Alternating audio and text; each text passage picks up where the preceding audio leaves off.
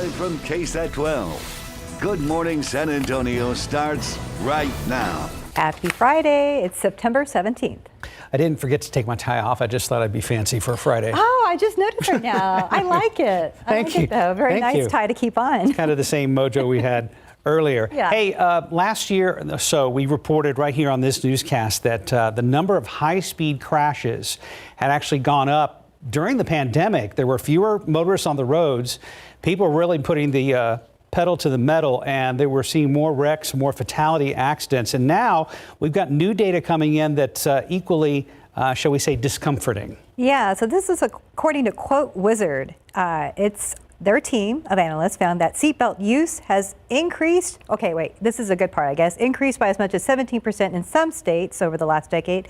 However, they also found that seatbelt use is declining in some states, and that decline is concerning. They say nearly half of all traffic fatalities involve someone who was not wearing a seatbelt. All right, so Montana, Rhode Island, and Arkansas have had the highest increases in seatbelt usage, but seatbelt use in Mississippi, Texas, and Washington has declined since 2012. And as we just said, nearly 50% of fatal crash involve someone not wearing their seatbelt. Hawaii, California, Georgia, and Oregon have the highest seatbelt usage of any state. So usage has actually decreased here in Texas. The weird thing is we don't know why it has decreased. Yeah, these are just the numbers. I don't know if people are in a hurry. I have no idea. But it's kind of scary that you think about it, especially, considering that the number of fatality crashes had actually gone up, it seems like, in the last year or year and a half. It is scary. And also, Quote Wizard also says only 71% of people in New Hampshire wear a seatbelt, and that's after a 3% increase that began in 2012 in that state. Yeah. Only 3%? Yeah, increase, yeah. Okay, all right. Let's take a look at today's news at 9. As thousands of migrants shelter under the International Bridge in Del Rio, the Texas Department of Public Safety is closing the points of entry into the city. Officials say this will make it nearly impossible for anyone to cross the border in that area. The FDA will discuss booster shots today, specifically the Pfizer booster to come 6 months after the second dose. The committee will try to answer two different questions. Is immunity waning, and will boosters restore it? That meeting is underway right now. Children as young as 2 are getting the COVID-19 vaccine in Cuba. The Cuban government is using its own homegrown vaccine for children between the ages of 2 and 18. 3 doses are required. A Yellowstone National Park worker suffered severe burns related to the Old Faithful geyser. Park says a 19-year-old concessions employee has 2nd and 3rd degree burns and was airlifted to a hospital. The Park Service is investigating what happened. Washington is bracing for Saturday's rally in support of those charged in the January 6th riot. A large fence surrounds the U.S. Capitol ahead of what officials say could be a violent weekend. Planned Parenthood in Colorado says they're getting an influx of women from Texas seeking help. Colorado's Attorney General is joining the Biden administration's lawsuit, which challenges the constitutionality of the Texas abortion law. Economists were wrong when trying to predict how shoppers would respond to the Delta variant. National retail sales were up in the month of August, beating expectations by nearly 1%. First time claims for unemployment help ticking up the last week. The Labor Department says around 330,000 Americans filed claims, up 20,000 from just the week before. The number's likely pushed up by Hurricane Ida. The newest version of Bud Light is even lighter. Anheuser-Busch is the first major brewer to launch a zero-carb beer. It's called Bud Light Next and comes as health-conscious customers have sought out lighter beers in recent years. And that's today's 9 at 9. 9:02, another one of those mornings where it wasn't too bad out there. No, it wasn't. So we're told that the humidity was up slightly, but yeah, overall, nice. Well, what about right now, Justin Horn, in all capital letters over your shoulder? Right now, right this second, things are warming up. We're in the 70s now. Things are going to get pretty warm this afternoon. It's going to feel very summer-like, not only today, but next several days. There is some good news on the horizon. We'll talk about it in just a second. 77 degrees right now. Dew point is at 70, so that humidity is up just a little bit, as you guys mentioned. Calm winds. And the forecast for today, Texas up to 96. There is an outside chance for a shower, Most of us stay dry, though. It's a very small chance. 10% is all we're talking about.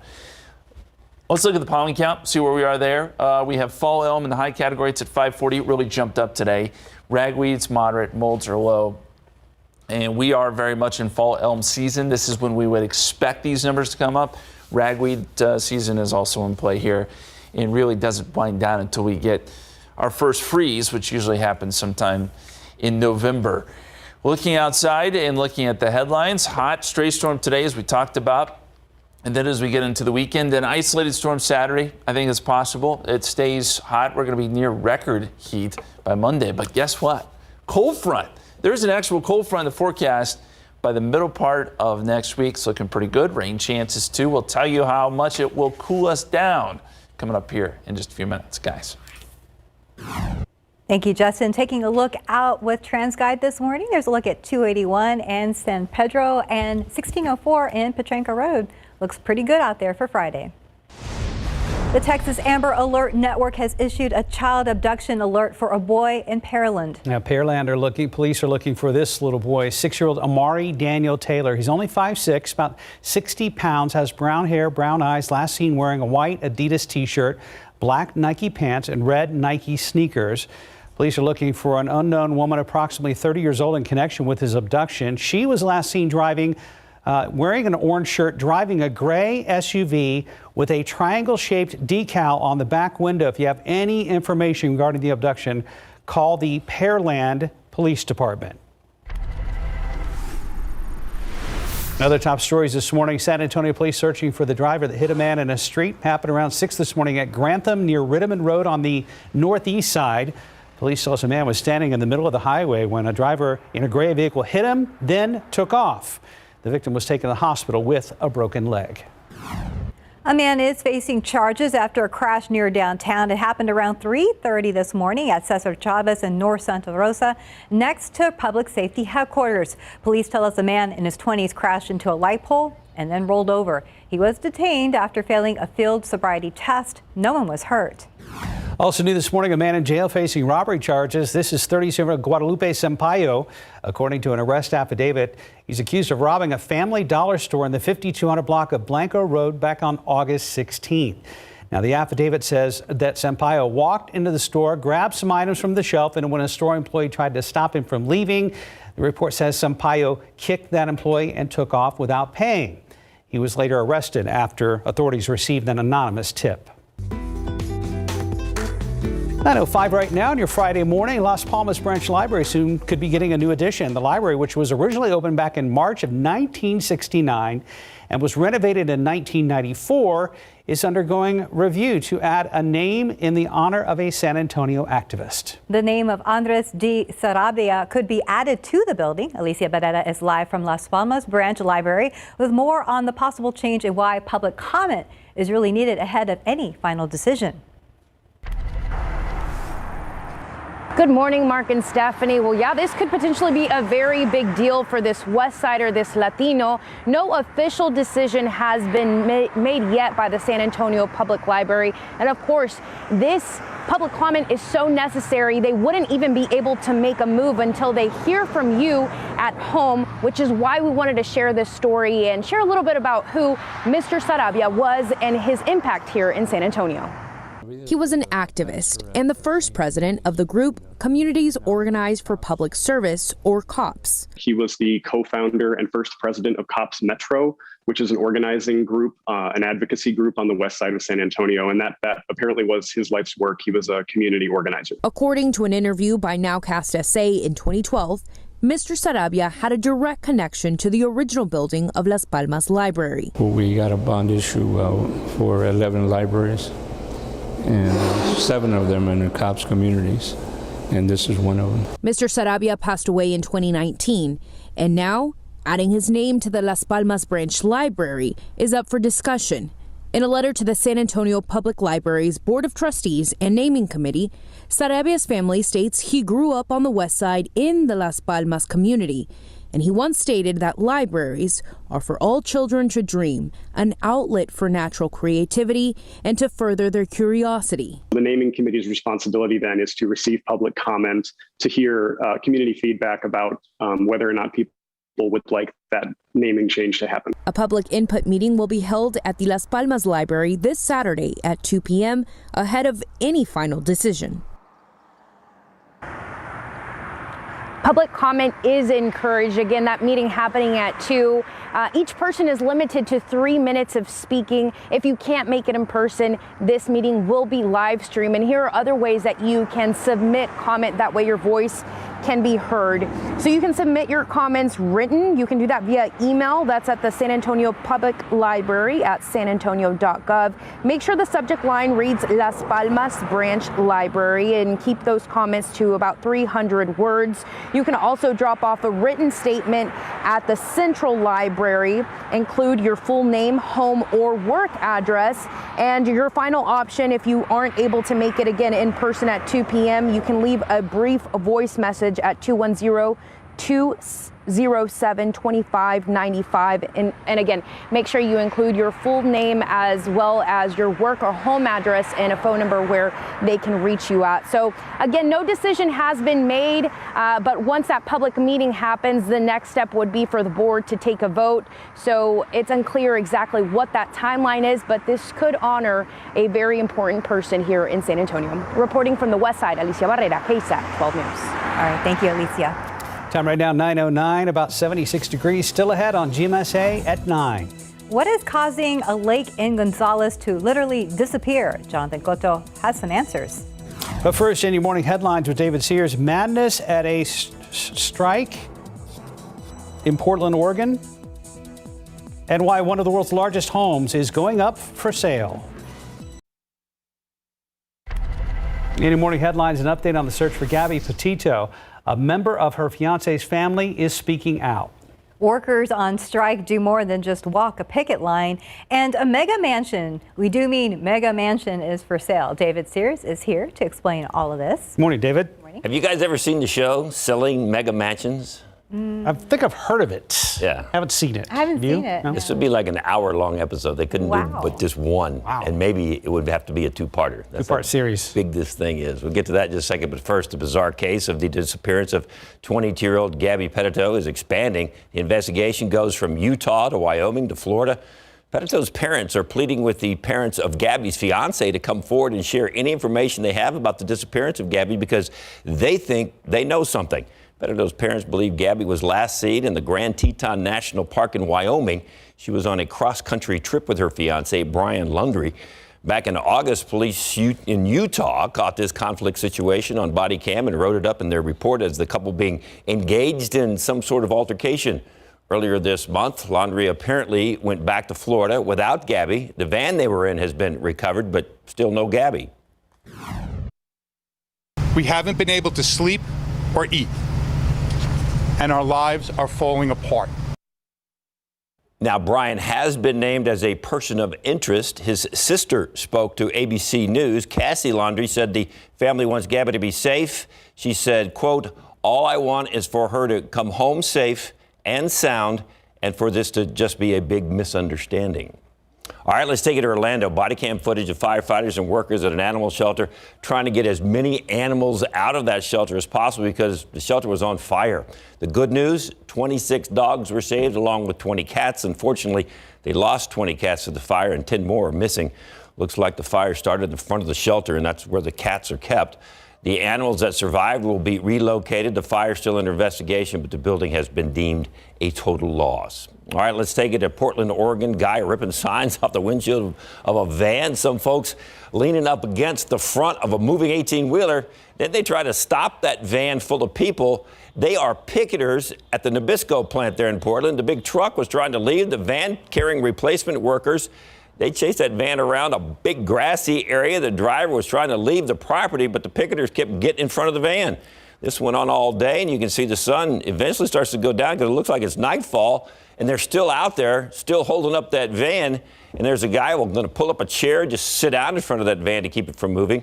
A lot of pushing and shoving and some fights with security. One person was actually injured. The workers who were on strike want higher wages, higher pensions, and overtime pay. So if you are looking for a house, going to go out and do a little house hunting this weekend, we've got one for you. If you have a lot of money, and we mean a lot of money. This home was about to be listed by the developer for $500 million. But before he could finish the home, he defaulted on $100 million of that. So now the court has stepped in and is forcing the house to be sold. It's one of the more unique residential properties ever. It's over 100,000 square feet. It has a view that has to be seen to be believed. It's truly one of the premier pieces of real estate in Bel Air.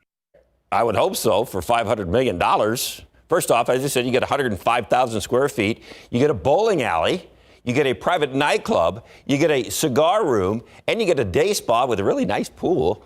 The master bedroom, 4,000 square feet, bigger than most homes. It comes with its own private pool.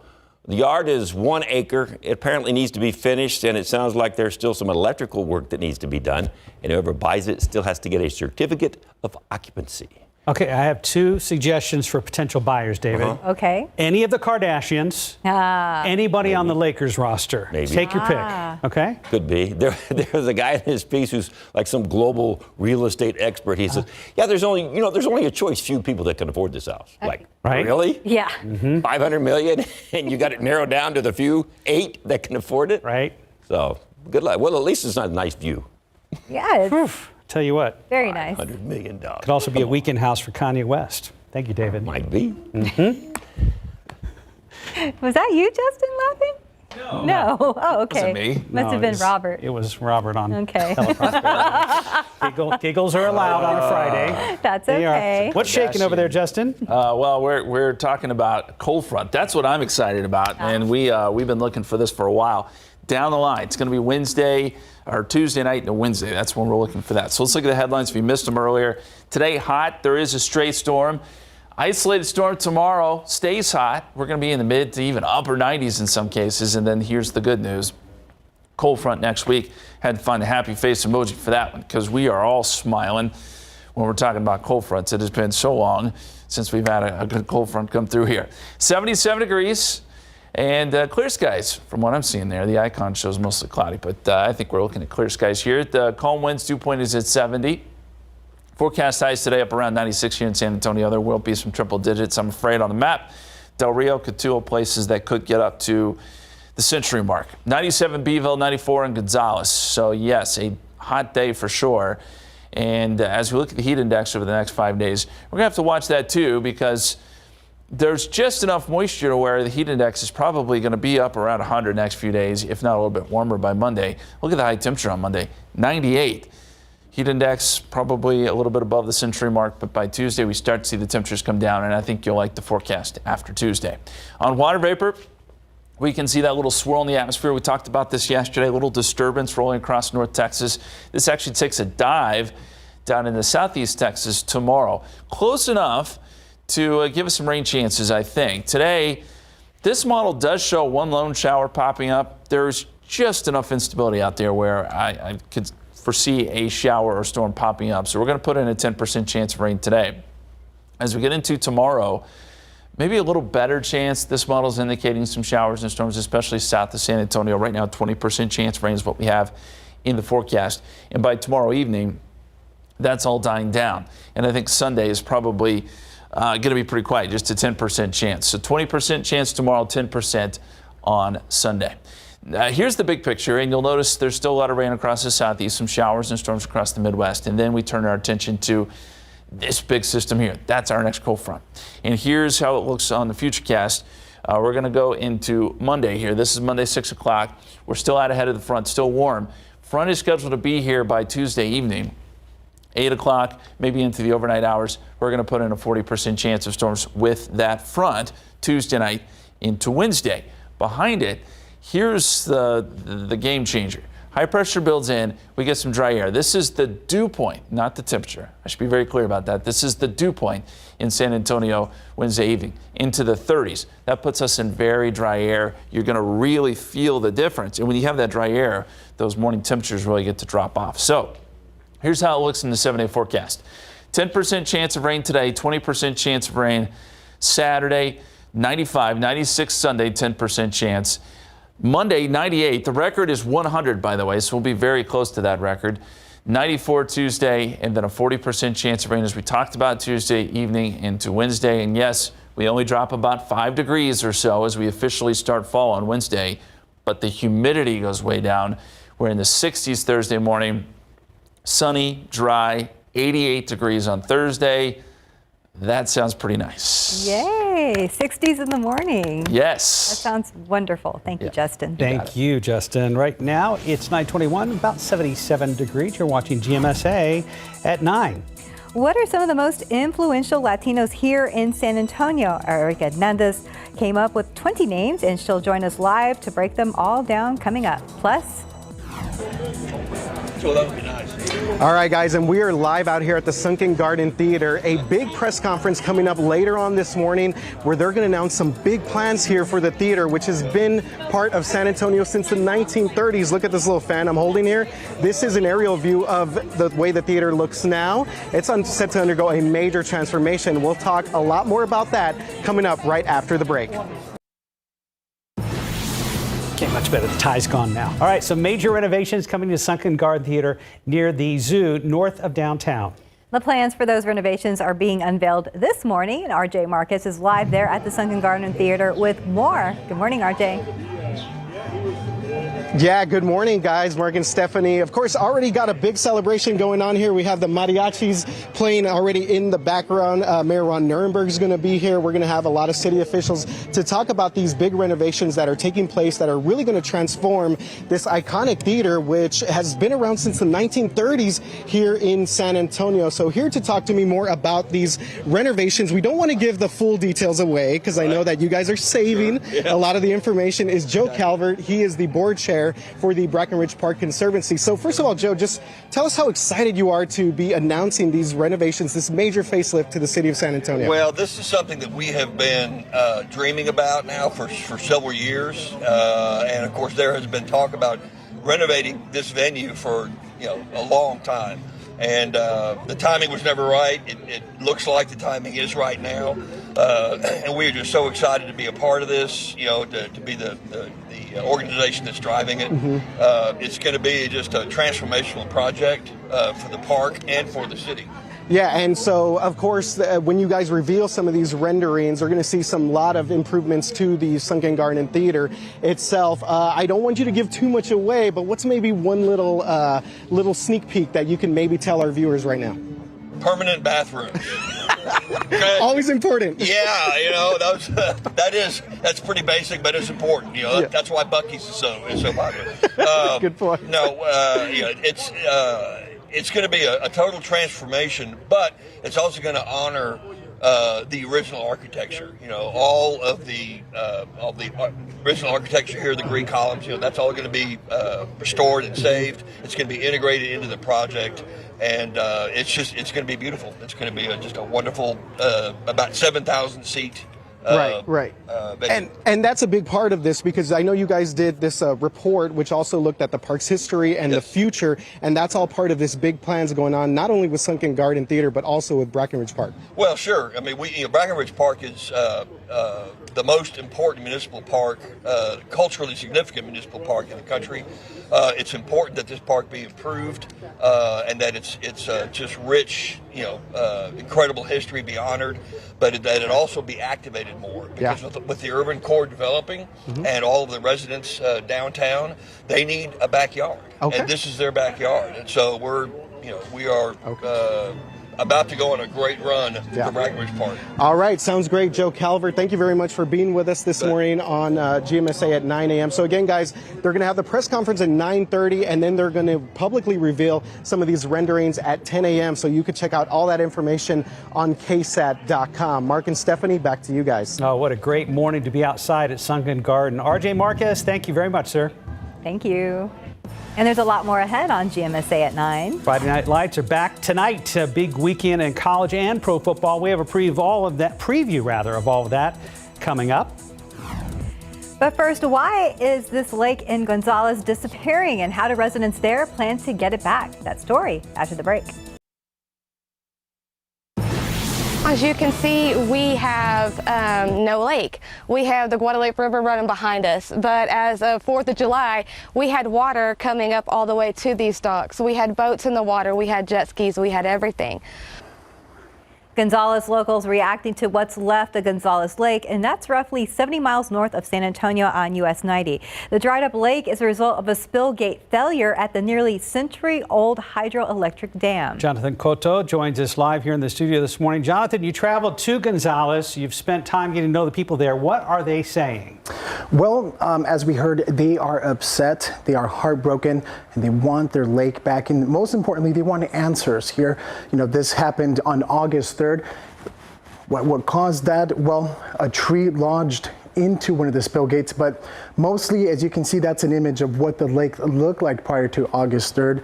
A body of water, filled with water. Well, that's not the case right now, Mark and Stephanie. And what led to that spill gate failure?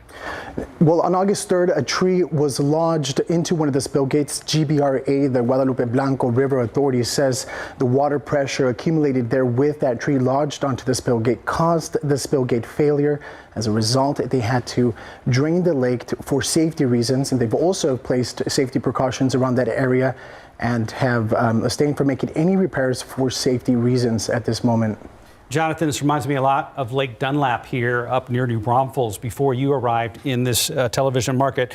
Back to Lake Gonzales, are there any possible solutions to this problem? What are the options at this point? You know, right now, that's part of the effort in the community among locals who live in that area. They are organizing, they are coming together, they are forming a coalition, not only in Gonzales, but neighboring towns as well. Their effort is just preserving the life and the future of this lake. And more importantly, Mark and Stephanie, the ecosystems, the possible endangered animals that all depend on the lake, on this body of water for survival. But of course, we'll have a complete and detailed report later this afternoon at 6. All right, Jonathan, we look forward to it. Thank you for joining us. Thanks for the debrief, Jonathan. Just to clarify, that lake's location is 70 miles east of San Antonio, off the alternate Highway 90, just kind of off of I-10, but definitely east of San Antonio proper. And taking a look outside with live cam, it's 78 degrees, pretty nice for Friday. So far, so good. Clear skies out there. We're going to see a lot of sun today, some hot temperatures this afternoon. Beautiful sunrise. We'll take a look at this picture on our KSAT Connect from MOC. Good morning to you as well. It was a great start. That's what we've been seeing the last few days, these really nice mornings, but the hot afternoons, and today will be no exception. We started off at 70 this morning. Quite a few 60s up in the hill country, 63 Kerrville, 64 Fredericksburg, 68 in Uvalde, and then 70 south of that. There's a look outside. Again, we have clear skies and temperatures at 77. Dew points up a little bit today at 70, so there will be a little bit of a heat index as we get into the afternoon. 96, yes, 96, that is well above average for our high temperature today. And I can't rule out a stray shower or storm as we get into the afternoon. A little better chance as we get into your Saturday. Weekend will be hot.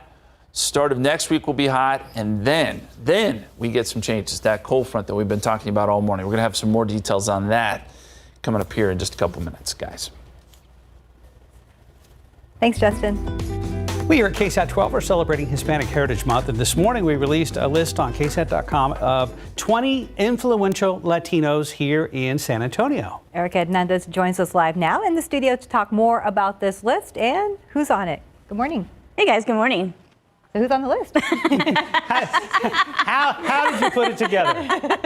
So we did this list last year, and this year we kind of took a little different approach. While there is some people you may know, there's also people you may not know so much, but they're still making an impact in this community, and I think that's important that we highlight those individuals as well. So how did you put it together? Mm-hmm. So that one? Okay, gotcha. Yeah. All right. I'm off on my script here. Let's get to the list. Yeah, who are the people on it that we may know? And it says, do we know who they are? Am I reading that wrong? No, has it been released? Yes. Okay. So it has been released. We just released it a little while ago on KSAT.com. So we're going to get to the list now and show you some of the people that you may know that are on it. And those that I would like to go through each one of them. This is Shea Serrano. He's a New York Times bestselling author, and it's great to see him giving back to the community as well and other organizations. Shelley Lottas, she's a Tejano music legend and been in the business for almost 40 years. Recently, she announced she was going to step away from music to be a hospice nurse.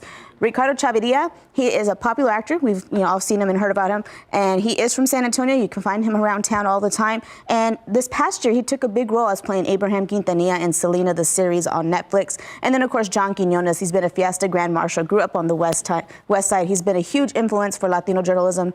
And he's also on ABC News. And you catch us, so what would you do? And yeah, ABC News legend. Exactly, yeah. So yeah, those are like well-known people. What about some of the community members that stand out in the list? Yeah, some of them that I want to kind of go over with you guys is one is Dr. Ray Altamirano. He owns a Southside clinic called Casa Salud, and he's always giving back to the community. He is providing health care to the uninsured and undocumented with no questions asked, and sometimes finding ways to provide free health care to them as well. We have also Dr. Lisa Ochoa. She is also on the Southside and the founder of the San Antonio Vascular and Endovascular Clinic. She saw the need for this clinic there as she saw so many cases of diabetes-related amputations were taking place in the most underserved zip codes. So she has been there. She also created an amputation prevention program to help those in need there. Amanda Reina really made a name for herself in 2020 when she created the Latina Vote Initiative that helped many people register to vote. And then Graciela Sanchez, she is a San Antonio activist and director for the Esperanza Peace and Justice Center. She has helped create many amazing programs here. And this is just some of the list. There are 20 influential Latinos in San Antonio. You could take a look at that full list right now on KSAT.com. All right, Eric Hernandez, thank you. Thank you, guys. Thank you. As we continue Hispanic Heritage Month right now, 9:38, about 78 degrees. You're watching GMSA at 9 and a lot of sports headlines tonight and this weekend. A preview after the break. 9:41, last weekend of summer. Official weekend of summer. That's right. And it'll feel like summer, right, Justin? 100%. Yeah, it's going to be hot. We'll see some near record highs, I think, next couple days. Upper 90s. I know it's not what we want to hear, right? But there are some changes next week. We'll get some cooler weather in here. We've also been talking about the tropics pretty closely because it has been a very active season as we thought it might be. Let's go out and see what's out there right now. Still a couple systems the Hurricane Center is watching. This one out in the Atlantic. And the latest computer models take this west and then turn it north, which would be a good thing. It would stay away from land at this point. At least that's the way it's looking. Things can change, but there's a 70% chance of development with this, according to the Hurricane Center, over the next 5 days or so. We'll still watch it. This system is just off the East Coast. It's not going to have direct effects to those up across the Northeast and New England, but it will really kick up the surf there, and there could be some issues with some flooding and things like that. So this system moves northeast, and it has a high likelihood of development as well, though it's starting to run out of real estate there. It will move into cooler waters here fairly soon.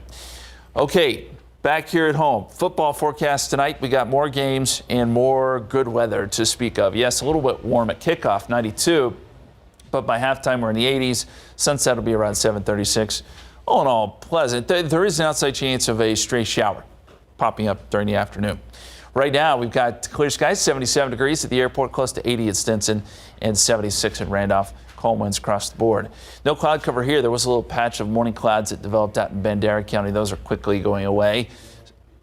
76 New Braunfels, 73 in Seguin. We've got 77 in Uvalde, 80 right now in Cotulla with clear skies there. Dew points, they have come up a little bit today. They're in the 70s, so it's starting to feel a little bit more humid. These numbers should drop some during the afternoon, but there's enough there to get a heat index today, so keep that in mind. Even though we're forecasting mid-90s, it's going to feel probably like it's in the upper 90s. And as we look at the dew point tracker, dew points stay right there around the 60-degree mark, but here's what we are excited about. By Thursday, that dew point drops off with a cold front, an actual cold front that will be moving through. In the meantime, we've got to deal with this heat. 96 the forecast high today, 97 in Pleasanton. Yes, there will be some triple digits on the map. Places like Del Rio and Cotulla up there around the century mark a little bit later today. Water vapor imagery shows we got a little twist in the atmosphere. That's one little disturbance that will move south.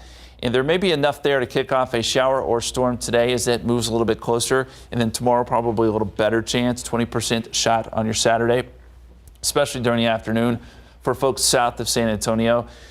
I don't think it'll be a big deal. I mean, keep your weekend plans. Just know that there could be a pop-up storm. Most of that goes away by Saturday evening.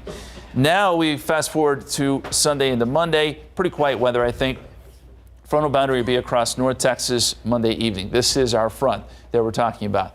By Tuesday afternoon, Tuesday evening, it's starting to move in. About a 40% chance of rain with this front, and then behind it, we'll get the drier air. So these are the dew points. This is the dew point in San Antonio potentially by Wednesday at 5 o'clock, 34. That's very dry air, and I think that's going to make all the difference. Temperatures will still be on the warmish side, but when you get those lower dew points, it makes for some really nice mornings and evenings, and we will get cooler temperatures.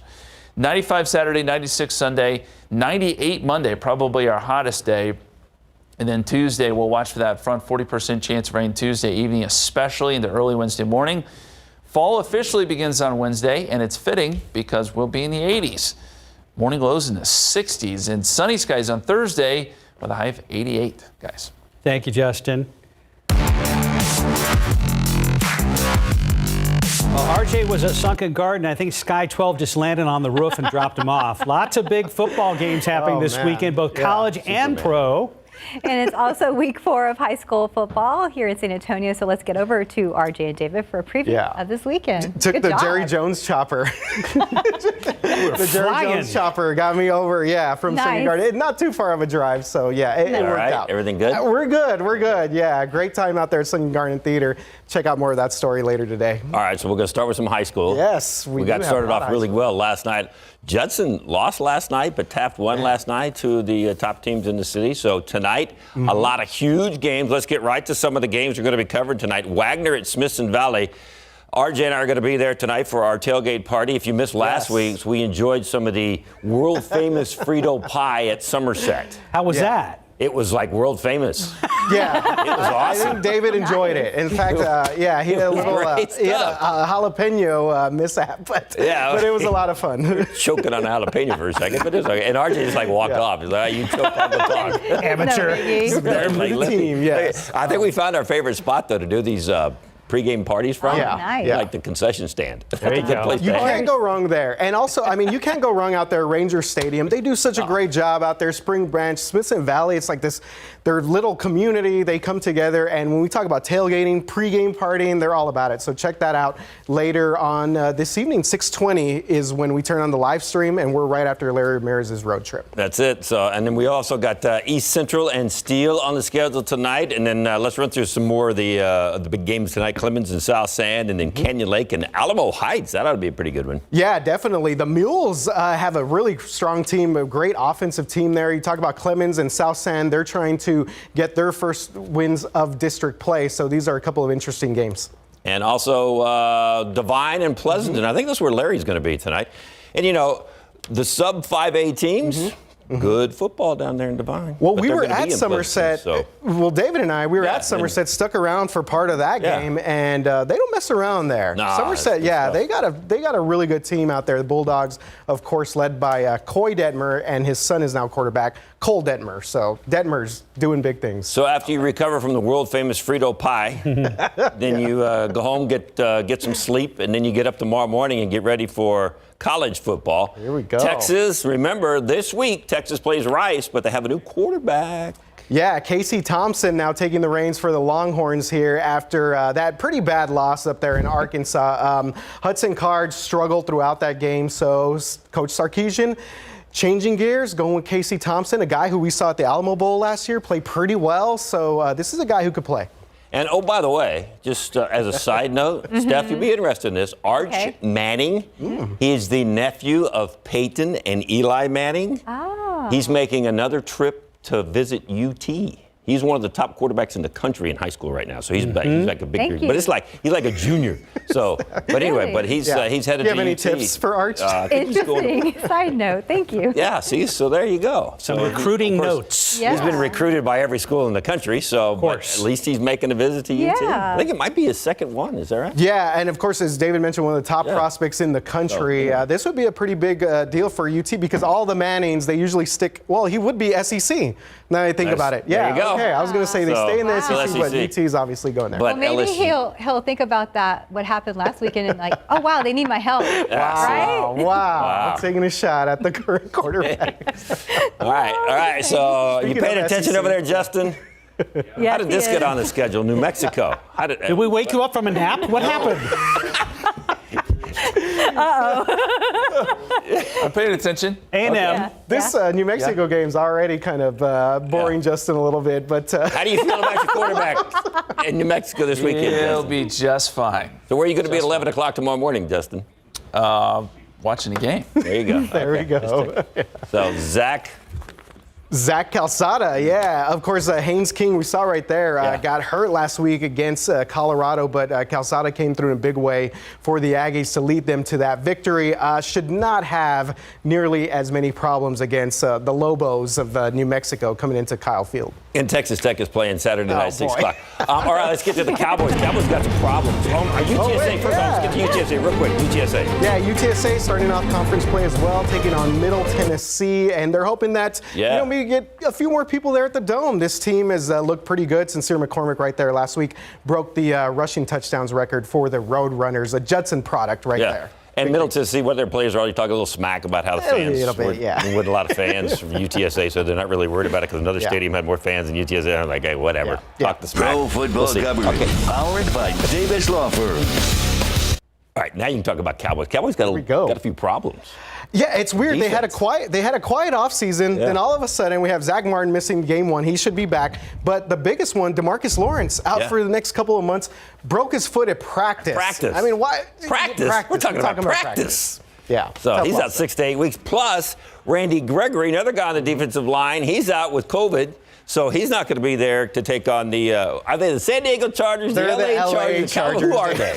The LA Chargers. They're the California Chargers. So he's not going to be there. So and remember, we were going to talk about our guy from Steele starting. He may start, may not start. Yeah, and Terrence Steele. You talk about quiet. Texans had a very quiet week. No drama. Yeah. No drama in Houston. They played the Browns on Sunday. That's what happens when you win. Yeah, they play Cleveland. Cleveland, of course, coming off of that loss to Kansas City. Interesting game here. Texans, of course, are the underdogs, but it'll be kind of fun to see them take on the Browns and see maybe put up a good game there up in Cleveland. Oh, Baker Mayfield had a good game last week. So there you go. I think we got everybody covered. If we didn't cover your team, we're sorry. UIW at Texas State. David, you were channeling Coach Jim Moore there for a minute. Practice. Yeah. Yep. Awesome, guys. Thank you so much. 9:52 on your Friday morning. We'll be right back. Fall may not start till next week, but you can grab your pumpkin spice latte and go ahead and start hunting for pumpkins. Yeah, everybody's excited about this. And now on our website at KSAT.com, you can find where the pumpkin patches will be. Yeah, you see there, it's a map, shows pumpkin patches in San Antonio and surrounding areas. The subheadline is Hello, Gorgeous. Oh, that's so cute. Nicely done. Yeah, Mary Claire Patton wrote up this one. We love it. We love it. Yeah, if you're eager to pick your pumpkins now, you don't have to wait until October. The pumpkin patch in Fredericksburg, for example, at I think it's Jenschke Orchards is already open, but there are already more on our map. So if you go to the website, if you click on the pumpkin, you'll have the information in a little picture. It's very cute on our website at KSAT.com. And if you find more, you can email her. There's a link on that article, again, on KSAT.com. Have a great weekend, guys. Bye.